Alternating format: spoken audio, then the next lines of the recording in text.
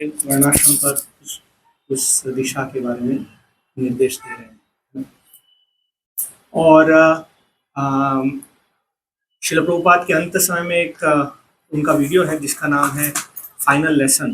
प्रभुपाद ने हमको सब कुछ सिखाया कि इस प्रकार से देह त्याग करना। तो उस समय शिल प्रभुपाद वृंदावन में है, भागवतम के 10वें स्कंद पर प्रभुपाद टीका दे रहे हैं ना।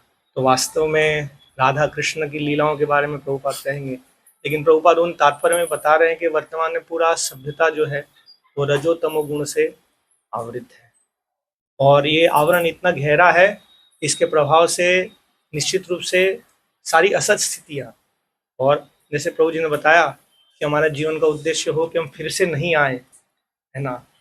तो ये जो जो संगति हम ले रहे हैं, कारणम गुण संगस्य सद असत जन्म योनिषु, निश्चित रूप से हमारी असत योनि की तैयारी चल रही है। ये पापमय सभ्यता कभी सुखी नहीं रह सकती, है ना। तो शिल प्रभुपाद ये हरे कृष्ण आंदोलन स्थापित किए।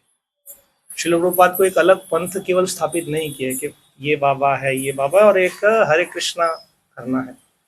शिल प्रभुपाद एक हरे कृष्णा आंदोलन एस्टैब्लिश किए जिसका पूरा उद्देश्य है इस पूरी जगत की गलत धारणा का काया पलट करना। अंग्रेजी में प्रभुपाद कहते हैं overhauling the whole materialistic civilisation, है ना।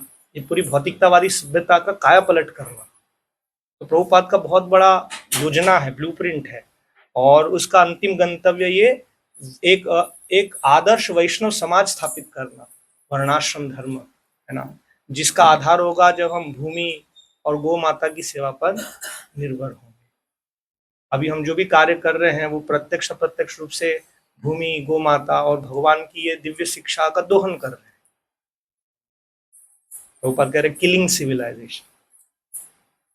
तो विशेष रूप से ये गृहस्थ भक्तों के लिए प्रभुपाद की योजना है ना। जैसे हमारे मंदिर है तो मंदिर में कुछ ब्रह्मचारी सन्यासी है, वो संरक्षित है, लेकिन हजारों लाखों की संख्या में गृहस्थ भक्त है, उनके लिए क्या। और जब भक्त भक्ति में गंभीर होते हैं तो उनका भी हृदय उन्हीं ब्रह्मचारी सन्यासी के समान होता है कि मैं भी, जैसे प्रभु जी ने कहा कि हमें सब कुछ भगवान को देना है। तो जब गृहस्थ भक्त तो पढ़ते हैं भक्त संघ में, ये आशा लेते हैं कि हाँ मैं भी अपना सब कुछ भगवान को देना चाहता हूँ, लेकिन ये सभ्यता हमको हर हर पग पग पर रोक रही है। कैसे हम हमारे बच्चों को भागवतम क्लास में लाना चाहते लेकिन उनको स्कूल भेजना है, तो विशेष कार्यक्रम है तो एग्जाम है। मैं भी कुछ सेवा करना चाहता हूँ लेकिन 12 घंटे कार्य करने के बाद शरीर भी थक जाता है। तो हमें बड़ी गंभीरता से समझना होगा कि ये बहुत प्रतिकूल अवस्था है, और ये प्रतिकूल अवस्था के साथ हाथ मिलाकर आगे बढ़ना संभव नहीं है, है ना। हमें कुछ शिल प्रभुपाद ने हमें बहुत स्पष्ट निर्देशन दिए हैं, उनको अच्छे से समझना और उसके लिए ठोस कार्य करना, है ना। तो ये ढांचा अभी बनने के लिए कठिनाई दिख रही है ना, लेकिन जब ये भक्तों के प्रयास से एक बार एस्टेब्लिश हो जाएगा तब बहुत ही सुगम व्यवस्था हो जाएगी। तो ये कुछ संक्षिप्त में बताना चाहूँगा।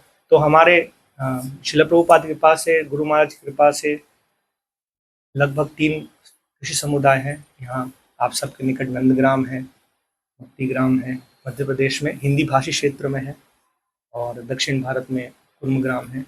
आप सबसे निवेदन है कि जो भी कुछ हमें समय मिलता है, हम कभी यात्रा में जाते हैं तो ये एक विशेष यात्रा प्लान करना चाहिए, हम जाएं गहराई से, हम खुद समझें, और जो भक्त गंभीरता से कदम लिए हैं वो अपना जीवन दिए इस मिशन को आगे बढ़ाने में, उन्हें हम किसी प्रकार से प्रत्यक्ष अप्रत्यक्ष रूप से सहयोग करें। हरे कृष्ण।